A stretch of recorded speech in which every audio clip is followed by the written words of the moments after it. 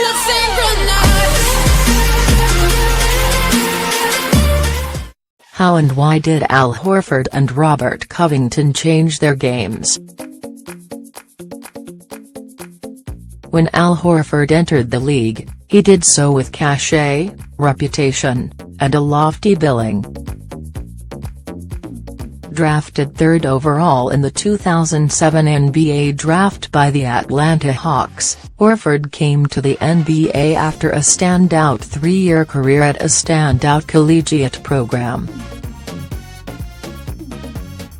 The previous season, his Florida Gators pulled off a feat not achieved since the Duke Blue Devils the 1991-92 season, when they became only the 8th team ever to repeat as national champions.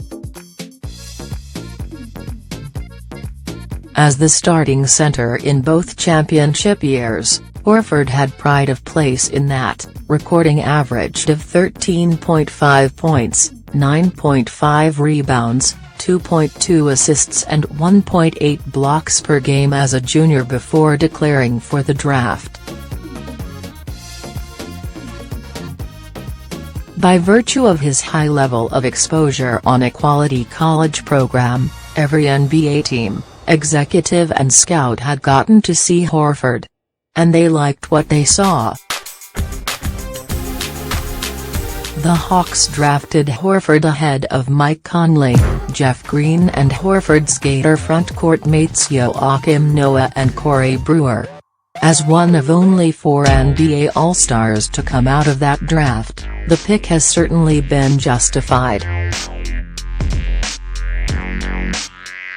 Horford arrived into the league as primarily a post player. On defense, he was poised, disciplined and had good timing. On offense, he had good footwork, soft touch, hook shots with both hands, a drop step and a spin move. He could pass out of the painted area well, as shown in the assist totals, and presented a target within it. Horford was certainly not an elite post-up threat, and nor did he project as an elite one at the NBA level, but he was one. What Horford did not have was much ability away from the paint on either end. However, as his career has developed and as his legs have aged, the new era Horford has truly developed in this area. Moreover, the reimagining of Horford's game has also transpired defensively.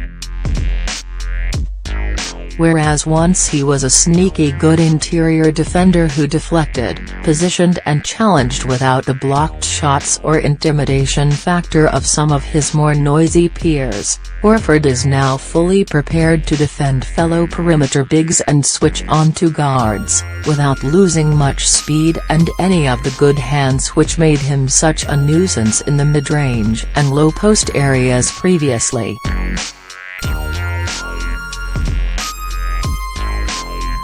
The trade-off of the declining athleticism and the focus on playing a more perimeter-orientated game on both ends has been a big decline in his rebounding numbers.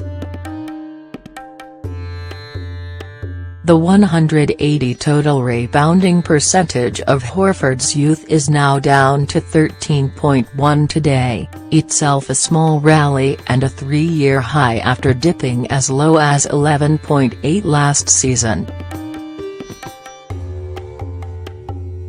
But this is a price worth paying for Horford becoming the player he has now become.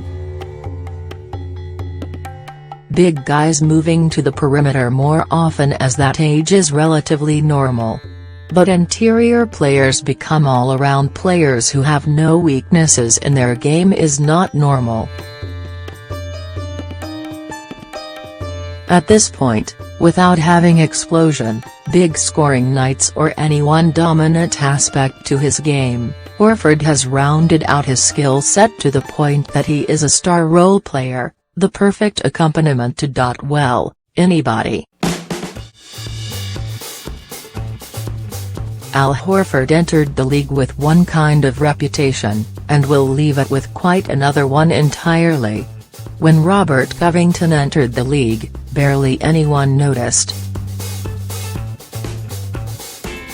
Undrafted out of Tennessee Tech back in 2013, Covington was invited to Summer League and signed to a minimum salary contract with the Houston Rockets, who had no draft picks below number 34 in that draft and who had opted to use that one on Isaiah Canaan.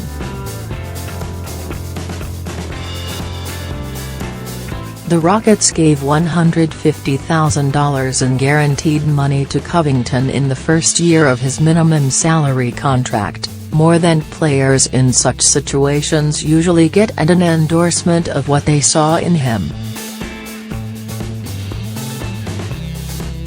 Nevertheless, undrafted and playing for his job, Covington was overlooked straight out of the gate. Covington made it through a whole first season with the Rockets, spending the majority of it on assignment to their D-League affiliate Rio Grande Valley Vipers.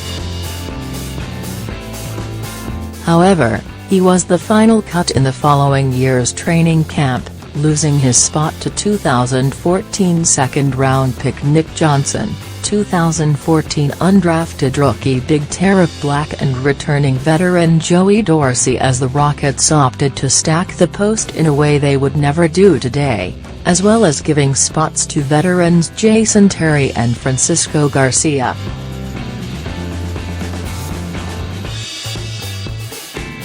Days later came the salvation.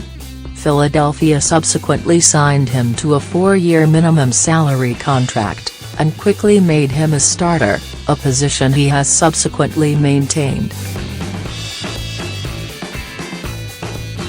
The 4-year nature of his contract with the Sixers kept his price hugely below market value for the duration. There is a reason the Players Association now strongly advises agents not to take 3- and 4-year minimum deals for their players yet. After renegotiating and extending the deal earlier this season, the 76ers now have Covington tied in for $63,577,230 over the next 5 seasons, this one included.